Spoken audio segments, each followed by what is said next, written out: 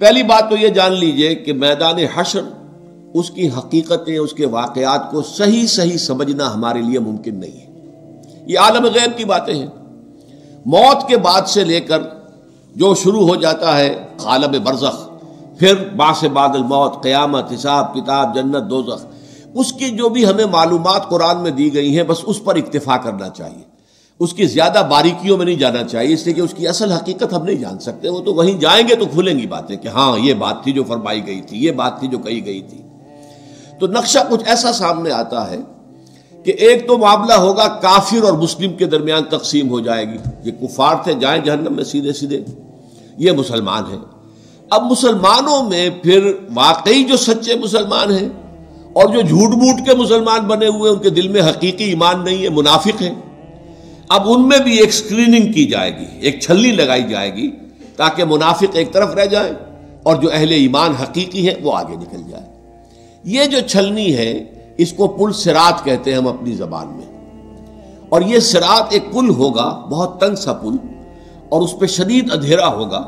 اور یہ جہنم کے اوپر ہوگا، نیچے جہنم دہک رہی ہوگی اور اس کے اوپر سے یہ پل صراط ہے، اور اس اندھیرے کے اندر ظاہر بات ہے کہ ٹھوکر کھا کے گر پڑنا جہنم کے اندر، یہ بالکل قرین قیاس ہے۔ لیکن جو صاحب ایمان ہوں گے دنیا سے، جو ایمان کی اور اعمال صالحہ کی روشنی لے کر آئے تھے، ان کے دل میں سے بھی روشنی نکلے گی، اور اعمال صالحہ کا کمانے والا یہ داہنا ہاتھ ہوتا ہے، داہنی طرف سے بھی روشنی نکلے گی۔ اس روشنی کے اندر وہ پل کو دیکھتے ہوئے راستہ طے کر کے اور وہ جنت میں داخل ہو جائے۔ لیکن جن کے پاس وہ روشنی نہیں، نہ ایمان تھا نہ اعمال صالحہ تھے،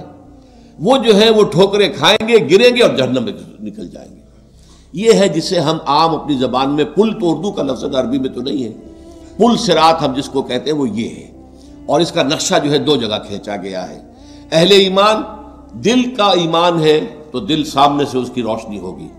اور اگر داہنی طرف جو ہے اعمال صالحہ ہے تو داہنی طرف روشنی، دونوں جگہ پر۔ اور یہ بات بڑی اہم ہے، قرآن مجید میں جو اہم ترین مضامین ہیں وہ کم سے کم دو جگہ ضرور آتے ہیں، یہ میں نے بارہا آپ کو بیان کیا ہے، اس کو تلاش کرنا ہوتا ہے، اور پھر ایک مقام سے دوسرے مقام پر روشنی پڑتی ہے، اس کی مزید شرح حاصل ہو جاتی ہے، اس کے بارے میں کوئی ایک پہلو جو ایک جگہ واضح نہیں تھا دوسری جگہ واضح ہو جاتا ہے۔ چنانچہ سورہ حدید میں واضح ہو جاتا ہے کہ یہ منافقین کو چھلنی میں اسے نکالنے کے لیے در حقیقت اللہ تعالیٰ یہ پروسیس کرے گا۔ اس کی حقیقی شکل کیا ہوگی یہ تو وہیں جا کر معلوم ہوگا، لیکن یہ کہ دو مقامات پر اس کا تذکرہ اجمالاً میں نے اس کا نقشہ آپ کے سامنے کھینچ دیا ہے۔